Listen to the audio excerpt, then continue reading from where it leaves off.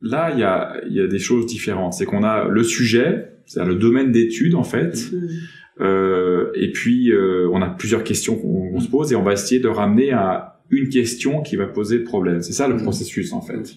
Et puis, il y a le titre du mémoire. Titre, on n'a pas parlé oui, de voilà, titre. le titre qui n'est pas qui ne reflète pas la problématique, mais qui donne justement le paysage. Voilà. Hein, c'est-à-dire où c'est qu'on se trouve. Voilà. Est-ce qu'on est en littérature? Est-ce qu'on est dans un pays? Est-ce qu'on est les mots-clés. Les mots-clés et le titre, tout à fait. Donc le titre souvent parfois pareil, hein, on a un titre provisoire et on a un titre définitif à la fin.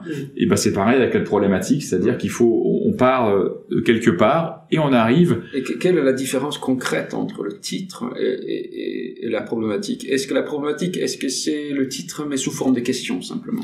Alors non, parce que justement, si on fait ça, c'est que on risque de tomber dans le piège d'une question factuelle ou une question descriptive où on va glisser en fait. Et le problème, c'est essayer de montrer que il y a une discussion à avoir ou une étude à faire, la méthode, pour essayer justement de répondre à la question. C'est-à-dire, il faut se dire, quand on pose un problème, aucune question n'est évidente. Donc la problématique ouvre un champ. Elle ouvre un champ, tout à fait. Un champ miné, on va dire, quelque part. Ah oui, voilà, elle ouvre un champ et après, ça va dépendre des méthodes qu'on va choisir justement pour s'orienter, pour aller affiner. Et souvent, c'est après, je crois que tu étais dans cette idée-là, c'est qu'une question en amène une autre, même plusieurs. Donc, des fois, c'est là où il faut réfléchir. Quelle est la question vraiment principale à laquelle je veux vraiment sur laquelle je veux me focaliser. Et c'est pour ça, je crois que tu disais, hein, ou toi plutôt Hans, de commencer par un brainstorming. Voilà, on part d'un sujet, on pose toutes les questions possibles et inimaginables auxquelles on pense, et puis quelque part, je crois, il y aura une sélection naturelle. Qu'est-ce qui est la question finalement la plus importante, qui me semble la plus importante? Puis après, justement, dans l'accompagnement et dans la recherche bibliographique, on arrive, je pense, à sélectionner. Et je crois, tu le disais très bien, il y a une angoisse chez l'étudiant de passer à cette sélection. Quelle est la différence alors entre l'hypothèse et la problématique? Alors, pour moi, l'hypothèse, c'est-à-dire que la problématique, donc c'est une question, on va dire, plus ou moins complexe, formulée sur un sujet. Comment, par exemple, des acteurs? Quelle était l'attitude des acteurs dont tu avais parlé, par exemple? Tout à fait. Et puis, l'hypothèse, ça serait que souvent, l'hypothèse s'appuie finalement, il me semble, sur des recherches plus ou moins établies. Voilà, on dit que, ou selon tel théoricien, les acteurs les plus importants en Suède ont, alors je vais parler avec mon jargon sociologique, ont un capital symbolique important. Très bien. Ça va être mon hypothèse de départ. Donc c'est une sorte de réponse préalable, c'est une réponse c'est un cadre, j'ai envie de dire, oui, une réponse, tout à fait, un cadre de réflexion qui me donne une réponse. Et ma question va essayer de tester en même temps si cette hypothèse, j'ai envie de dire que mon hypothèse c'est une clé quelque part pour essayer une clé d'interprétation par laquelle il faudra que je prenne position.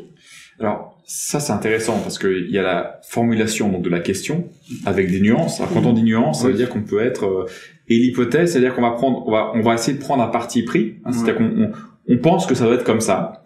Et finalement le travail va montrer que en fait soit ça confirme ou soit ça infirme. Tout à fait. Et il est important de souligner peut-être aussi que quand ça infirme, c'est aussi un résultat. Tout à fait. Par rapport à la problématique. Voilà, faut pas avoir peur. Une hypothèse, et l'hypothèse peut être validée, et très bien. Voilà, ou bien pas validée. Et je pense que c'est important de souligner parce qu'on entend parfois que je peux pas écrire sur ce sujet parce que et là, ce n'est pas ce que je croyais, mais c'est aussi un résultat. Mais c'est un résultat. Et la question qui est posée, c'est-à-dire à la limite, ce qu'on peut avoir au départ, c'est qu'on a la problématique qui n'est pas définitive, mais justement, c'est souvent ça, à mon avis, c'est que cette hypothèse qui est souvent intuitive, c'est bien de pouvoir l'asseoir sur un résultat scientifique plus ou moins théorique énoncé par quelqu'un et